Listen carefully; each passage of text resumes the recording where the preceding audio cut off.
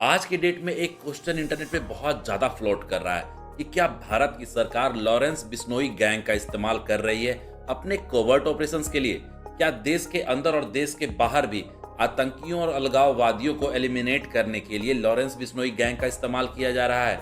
Canada ने तो भारत पर कुछ ऐसा ही आरोप लगाया है, पर इस बात का वास्तविकता से कितना लेना देना है इसके बारे में पूरी श्योरिटी से नहीं कहा जा सकता।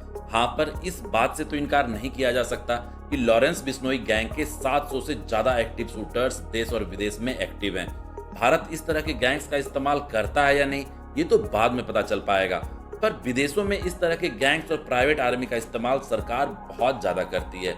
कुछ बड़े प्राइवेट आर्मी ग्रुप को मर्सिनरीज कहते हैं। रूस का वैगनर ग्रुप दुनिया का सबसे कुख्यात प्राइवेट मिलिट्री है। रूस बहुत सारे कोवर्ट ऑपरेशंस और वैसे काम जो कोई देश ऑफिशियली नहीं कर सकता, उस तरह के ऑपरेशंस को देश के अंदर और बाहर वैगनर ग्रुप से करवाती आई है। ये वैगनर ग्रुप दूसरे देश के ऑपरेशंस का डील भी पैसों के लिए करते हैं। एग्जाम्पल के लिए समझते हैं कि अब जैसे किसी देश के तानाशाह का तख्ता पलट होने वाला है और उस तानाशाह को अपनी ही सेना से खतरा है, तब वो अपनी जान को बचाने के लिए मर्सिनरीज हायर करते हैं। वो आते हैं, उसकी ही सेना के खिलाफ लड़ते हैं और उस तानाशाह को वहां के आर्मी से बचाकर देश से बाहर लेकर चले जाएंगे। 2017 में सूडान में प्रदर्शनकारियों पर नकेल कसने में वैगनर ग्रुप ने ही वहां के सरकार की मदद की थी। लीबिया में वैगनर ग्रुप ने जनरल खलीफा हफ्तार की कमजोर पड़ती सेना की मदद की थी। वैगनर के भाड़े के सैनिकों ने 2015 में सीरिया में वहां के सरकार और ऑयल फील्ड्स को प्रोटेक्ट किया था।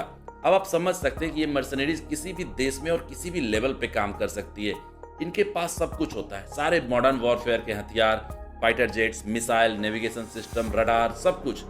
ये किसी भी देश के स्पेशल फोर्सेस की तरह कहीं पे भी लड़ाई कर सकते हैं, पर ये लड़ाई और ऑपरेशंस प्राइवेटली सिर्फ पैसों के लिए करते हैं। अधिकांश वैगनर के भाड़े के सैनिक शुरुआत में तो रूस के स्पेशल फोर्सेस से आए थे और उनकी संख्या बस 5000 के लगभग में थी, पर बाद में रूसी जेलों से कैदियों की भर्ती शुरू हुई इसमें, और पिछले साल तक वैगनर ग्रुप में लड़ाकों की संख्या 25,000 से ज्यादा थी। ये ग्रुप रूस के बाहर सीरिया, माली, अफ्रीकन रिपब्लिक, सूडान और लीबिया में भी एक्टिव हैं। हालांकि रूस कभी भी नहीं मानता कि वैगनर ग्रुप का कोई एग्जिस्टेंस भी है। अमेरिका ने 2023 में वैगनर ग्रुप को इंटरनेशनल क्रिमिनल ऑर्गेनाइजेशन डिक्लेयर किया था। वैगनर ग्रुप के भाड़े के सैनिकों ने रूस यूक्रेन युद्ध में रूस का बहुत साथ दिया है, पर इस तरह के सैनिकों का साथ लेना कभी कभी देश के लिए भारी पड़ जाता है। वैगनर ग्रुप के ही 5000 भाड़े के सैनिकों ने रूसी शहर रोस्टोव ऑन डोन पर कब्जा कर लिया था और मॉस्को पर भी चढ़ाई कर दी थी, जिसके बाद पुतिन ने वैगनर ग्रुप के लड़ाकों के लिए बस दो ही ऑप्शन छोड़े कि या तो आप रूस की सेना के साथ यूक्रेन में लड़ो और या फिर देश छोड़कर बेलारूस चले जाओ। अमेरिका, ऑस्ट्रेलिया, यूके और भी कई सारे देशों के पास प्राइवेट आर्मी होने के इल्जाम लगते आए हैं, पर भारत पर इंटरनेशनल लेवल पर इस तरह के इल्जाम लगना बहुत ही रेयर है और कनाडा ने ये पहली बार किया है। आशा है वीडियो आपको इंटरेस्टिंग लगी होगी। वीडियो को लाइक कर दें, चैनल को सब्सक्राइब कर दें, बेल आइकन को जरूर दबा दें। आपका इतना सपोर्ट हमें और ज्यादा प्रेरित करेगा और अच्छे कंटेंट आप तक लाने के लिए। धन्यवाद।